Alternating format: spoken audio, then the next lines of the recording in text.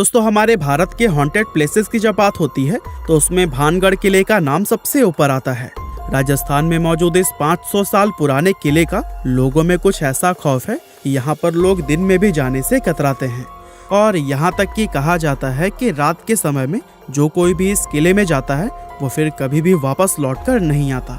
इसीलिए सरकार ने भी खुद बाकायदा बोर्ड लगाकर रात के समय में इस किले में जाने से प्रतिबंध लगाया हुआ है। और दोस्तों खौफ का आलम तो यह है कि रिजर्व्ड एरिया घोषित किए जाने के बावजूद भी भारतीय पुरातत्व विभाग ने डर की वजह से आज तक यहाँ पर अपना ऑफिस नहीं बनाया है। तो फिर भानगढ़ के इस किले का इतिहास क्या है और आखिर क्यों आज इसको इतना ज्यादा खौफनाक और भुतहा माना जाता है, ये सब हम हमारी आज के इस वीडियो में आपको बताने वाले हैं।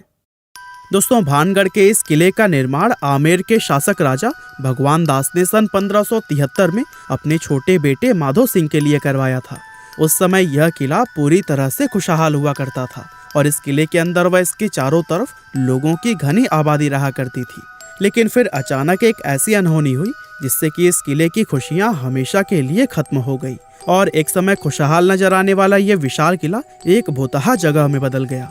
लोगों के मन में इस किले का ऐसा खौफ बैठ गया कि उन्होंने इसे छोड़ना शुरू कर दिया, जिसका नतीजा यह हुआ कि यह किला और इसके आसपास का इलाका पूरी तरह से वीरान हो गया। यहाँ तक कि आज भी ये किला सैकड़ों सालों से इसी तरह से वीरान पड़ा हुआ है, जो कि दिखने में बेहद ही खौफनाक नजर आता है। इसके बारे में लोग यह बताते हैं कि किले से लोगों के चीखने, चिल्लाने, रोने और घुंघरुओं की रहस्यमयी आवाजें आती हैं। साथ ही बहुत से लोग यह भी दावा करते हैं कि जो कोई भी इस किले में रात के समय गया है वो फिर कभी भी वापस लौटकर नहीं आया है। और यही वजह है कि दिन में भी बहुत कम लोग ही इस किले के अंदर जाने की हिम्मत कर पाते हैं। अब ऐसे में ये सवाल तो मन में जरूर आता है कि आखिर इस किले के साथ ऐसा क्या हुआ था कि इसको इस तरह से शापित और भुतहा माना जाने लगा। असल में इस किले के हॉन्टेड होने के पीछे लोगों द्वारा एक नहीं बल्कि कई अलग अलग कहानियां बताई जाती हैं, लेकिन उन सभी में सबसे फेमस, जिस पर लोगों द्वारा सबसे ज्यादा भरोसा किया जाता है, वो है राजकुमारी रत्नावती की कहानी। कहते हैं कि जब इस किले का निर्माण करवाया गया था तब इसमें रत्नावती नाम की एक बेहद खूबसूरत राजकुमारी रहा करती थी। उस समय राजकुमारी रत्नावती की उम्र 18 साल थी और उनकी खूबसूरती की चर्चाएं दूर दूर तक हुआ करती थी। उनकी सुंदरता की वजह से ही बहुत से अलग अलग सियासतों के राजकुमार उनसे शादी करने की इच्छा रखते थे, जिसके चलते अक्सर ही राजकुमारी रत्नावती के लिए शादी के प्रस्ताव आते ही रहते थे। लेकिन राजकुमारी ने तब तक किसी के भी प्रस्ताव को स्वीकार नहीं किया था। अब एक बार राजकुमारी अपनी कुछ सहेलियों के साथ खरीदारी के लिए बाजार गई हुई थी और बाजार में वो इत्र की एक दुकान पर रुकी और वहां से अपने लिए इत्र खरीदने लगी। इतने में ही उस दुकान से कुछ दूरी पर खड़े सिंघिया सेवड़ा नाम के एक व्यक्ति की नजर राजकुमारी पर पड़ी। सिंघिया सेवड़ा उसी राज्य का रहने वाला था और वो काले जादू का महारथी माना जाता था। राजकुमारी रत्नावती की सुंदरता को सिर्फ एक नजर में देखते ही सिंघिया उन पर पूरी तरह से फिदा हो गया और वो टकटकी लगाए राजकुमारी को घूरता रहा और उसी पल उसने अपने मन में यह तय कर लिया कि वो राजकुमारी को किसी भी कीमत पर हासिल करके रहेगा। अब चूंकि वो तंत्र मंत्र और काला जादू जानता था, इसीलिए उसने राजकुमारी के पसंद किए हुए इत्र की बोतलों में से एक बोतल चुपके से उठाई और उस बोतल पर कुछ तंत्र मंत्र करके उसे धीरे से वापस उसी जगह पर रख दिया।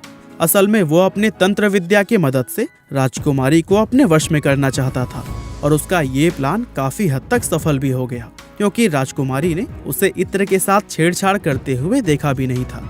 और फिर राजकुमारी इत्र की शीशी लेकर अपने किले की तरफ वापस जाने लगी। साथ ही सिंघिया सेवड़ा भी छिप छिप कर राजकुमारी का पीछा करने लगा। हालांकि अभी राजकुमारी सिर्फ कुछ दूर पहुंची ही थी, तभी उनकी एक सहेली ने उन्हें बताया कि एक अनजान व्यक्ति ने इत्र की शीशी पर तंत्र मंत्र किया हुआ है। असल में राजकुमारी की उस सहेली ने सिंघिया सेवड़ा को इत्र की शीशी पर काला जादू करते हुए देख लिया था, लेकिन वो डर की वजह से दुकान में कुछ भी नहीं बोल पाई थी। अब राजकुमारी को जैसे ही काले जादू की बात पता चली तो उन्होंने वो इत्र की शीशी रास्ते में पड़े हुए एक विशाल आकार के पत्थर पर दे मारी। पत्थर पर पड़ते ही वो शीशी टूट गई और सारा इत्र उसी पत्थर पर बिखर गया। और दोस्तों इस तरह से इत्र पर किया गया वो काला जादू उस पत्थर में आ गया, जिसके बाद से वो पत्थर खुद ब खुद लुढ़कते हुए सिंघिया सेवड़ा की तरफ बढ़ने लगा। दरअसल सिंघिया ने उस इत्र पर ऐसा जादू किया था कि जो भी कोई उस इत्र को लगाता वो खुद ही उस तांत्रिक सिंघिया की तरफ खींचा चला आता। और चूंकि वो इत्र पत्थर पर लग गया था, इसीलिए वो पत्थर तेजी से उसकी तरफ ही बढ़ने लगा और पत्थर ने लुढ़कते हुए उस तांत्रिक सिंघिया को कुचल दिया, जिससे कि उसकी मौत हो गई। लेकिन मरने से पहले सिंघिया सेवड़ा ने यह शाप दे दिया कि राजकुमारी समेत इस किले में रहने वाले सभी लोग जल्द ही एक दर्दनाक मौत मरेंगे और उनकी आत्माएं हमेशा के लिए इस किले में भटकती रहेंगी। इस हादसे के कुछ ही समय बाद भानगढ़ और उसके करीबी राज्य अजबगढ़ के बीच में एक युद्ध छिड़ गया था। और दोस्तों, अजबगढ़ की सेना बहुत ही ज्यादा शक्तिशाली थी, जिसके चलते उनके सिपाही भानगढ़ के किले में घुस गए और किले में मौजूद हर एक पुरुष, महिला और यहाँ तक कि बच्चों को भी मौत के घाट उतार दिया, जिसमें कि राजकुमारी रत्नावती भी नहीं बच पाई थी। और दोस्तों, कहते हैं कि इस खतरनाक कत्लेआम के बाद से ही यह किला शापित हो गया था और उस नरसंहार में मारे गए मासूम लोगों की आत्माएं किले के अंदर ही भटकने लगी थी। दरअसल किले के आसपास रहने वाले लोगों को अंदर से अजीब अजीब आवाजें आती थी और साथ ही किले की तरफ जाने वाले लोगों के गायब होने की घटनाएं भी अक्सर सुनने को मिलती रहती थी। और दोस्तों, इन सभी चीजों के चलते ही किले के आसपास रहने वाले लोगों ने भी अपनी बस्तियां छोड़कर दूसरी जगह पर रहना शुरू कर दिया और देखते ही देखते यह किला और इसके आसपास का इलाका पूरी तरह से वीरान हो गया। इसके अलावा दोस्तों, इस किले के भुतहा होने के पीछे एक और कहानी यह भी बताई जाती है कि जिस समय यह किला बनाया जा रहा था, तब इस किले की जमीन के पास ही बाबा बालकनाथ नाम के एक साधु रहा करते थे। और बाबा को जब इस किले के बनने की खबर मिली तो उन्होंने राजा भगवान दास के पास यह संदेश भिजवाया कि वे अपने किले को इतना ऊंचा न बनवाएं कि उसकी परछाई मेरी कुटिया तक पहुंच जाए।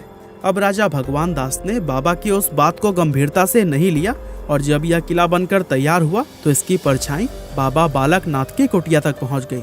और दोस्तों, उस परछाई को देखकर बाबा क्रोधित हो गए और गुस्से में उन्होंने श्राप दिया कि भानगढ़ पूरी तरह से तबाह हो जाएगा।